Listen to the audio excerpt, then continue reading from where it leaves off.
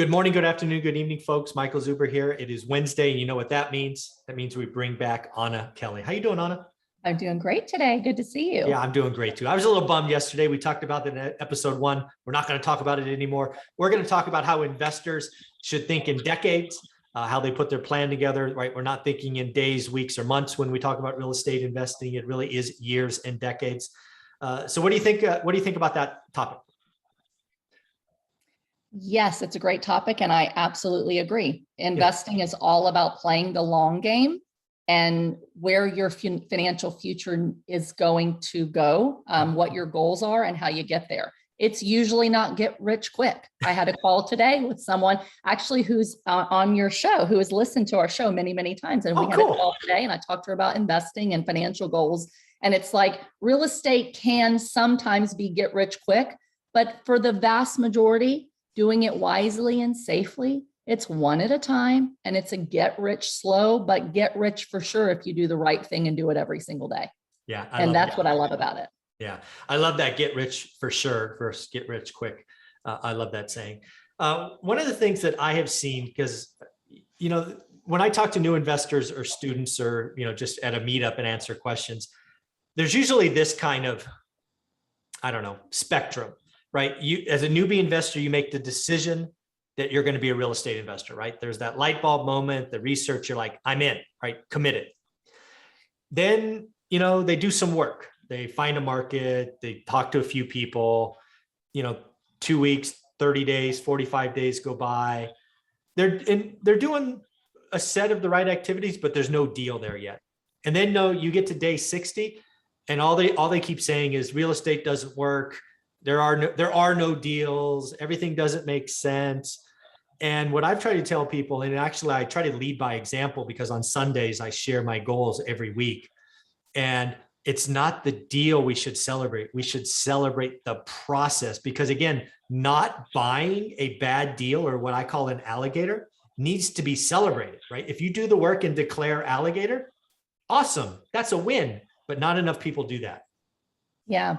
I agree completely. It's so hard. And you and I both coach students, right? And so we have new people that are just getting in, and they see all these people on Facebook that I did this deal and that deal and this deal and that deal. And you feel like, what's wrong with me, right? This is a market right now that is a seller's market that makes it difficult to find deals that make good financial sense for those that want cash flow, right? Yes. And that's what most people jump in real estate, because we want cash flow. We want to replace our income. This is a difficult market for that. So you can do all the right things, but you're going to have to do all the right things consistently and daily. And you might truly have to look at 50 to 100 deals before you find one that actually moves the needle towards your financial goals. So what I say to people is, if you think that every year and every decade of investing is going to be just like today, you might get frustrated and say, this is hard. This is hard work, because it is. It's not that complicated, but it isn't super easy either if the market's not giving you what you want. Yeah. But you have to go, no, this is a blip in time. This is the time to practice and to make offers and to know how to analyze what a good deal is, so that when you do get it, you can celebrate. I know what I need to do. I've now done it. And this has moved the needle. As long as it's moving the needle forward to meeting your financial goals, it's a win. They're not going to all be like leaps and bounds moving the needle. Some are just going to be incremental, but it's doing that consistently. That's amazing. And in 5 or 10 years, it might be a super buyer's market again. And if it's a buyer's market, the deal flow is going to come super easy. And by then you've already bought a few where you're like, now I know what a great deal is. Rock and roll. So this is just a little blip on the radar of your long-term success. And you have to do it every day and keep moving forward. Yeah. Focus and daily discipline is key. And that's why that's what makes this channel different, is not only do I do the business, I don't just read headlines and talk about it, but I have 6 experts that do this business, right? We've talked about plenty of deals that you've done, but that's one of the reasons I share publicly my failures, right? Or I don't know if it's failure, but the stats aren't great. Last year, 2020, I wrote 250 offers on MLS-based deals and got 2 counters. It was a seller's market. It was the most extreme seller's market I'd ever seen. Believe me, I didn't want to write 250 offers, but I have to lead by example. I buy out of the MLS, you know, all of that stuff. And last year was last year, but I can tell you what, I'll write probably 50 to 75 offers between today and the end of the year. And I'll get a heck of a lot more than 2 counters because the market is changing, right? The housing slowdown is real. And oh, by the way, evictions and tax changes and all of these things are going to make landlords want to rush to sell. So I expect to get lots of deals between now and the end of the year. So yeah, it's a focus and daily discipline. It's 20 years of experience. This is the most extreme sellers. We just left the most extreme sellers market. It is already turning back to the buyers. I already have students getting deals substantially under list price. It's happening at different rates in different parts of the country. But if you're doing the work, you will see your market change, and that's where it starts. Absolutely. Yeah. And it has been challenging. Earlier this year, I think it was in the spring, I had a few moments, and I don't let myself dwell there, but we all have these thoughts like, wow, I'm doing all this work and I really haven't moved the needle much. Like I did 2 apartment deals. I did 2 small ones for my own portfolio, and I bought 2 vacation rentals. And normally I'd be like 6 properties in a year. Like I used to do way more than that. But then I have to realize, wow, this is still in a seller's market. Yeah. I've still been able to find deals and do opportunities. Now, were all of them a slam dunk of a deal on price? I used to feel great about, I got the lowest price. I got a slam dunk on the buy. Most of these, I did not get a slam dunk on the buy. But because of where the interest rates are and how I was able to structure the down payments and some seller financing, they still were really great balanced deals that have some preservation and some upside and some cash flow. All the deals don't need to look the same during your career too. That's the other thing. It's like some years you're going to have those slam dunk cash flowing deals, and other deals you're going to have to shift to, this one's going to give me some growth and some preservation of capital, which we need in this economy right now. Mm-hmm. And in a few years, I can add back more that are really great, cash flowing. And it might be a few months, to your point, right? Yeah. I think the longer this thing goes on, the more motivated sellers are. And you add to this that the capital gain is probably going to change next year. Bingo. And there are lots of sellers that go, oh my goodness, I need to sell. And if I don't do it by December, I'm going to pay double the tax to get out of it. There's going to be opportunity. So just every single day, look, where's their opportunity? Can that opportunity meet my financial goals, either short-term or long-term? And if I can make it a deal, do the deal. And Absolutely. If I can't, look for the next one. There's another fish in the sea for sure. Absolutely right. I mean, when you get into this business, the first time as a newbie, you kind of think all deals are the same. They're not, right? If you understand what I call the yield calculation, you really can manipulate the numbers, i.e. get seller carryback for 5 or 10%. It means less down payment increases your yield. It's just all these other variables and levers that you can pull to really impact and make a difference. It doesn't always have to be the cheapest price. Absolutely. And one thing that you just sparked that I think is important to say too, is that when we just look at what other people think a good deal looks like, we're making a mistake, because Absolutely. We think that if that's not what we're getting, like the low price, for example, then it's not a good deal. And so we think we're not getting a good deal because we're looking at what other people are doing.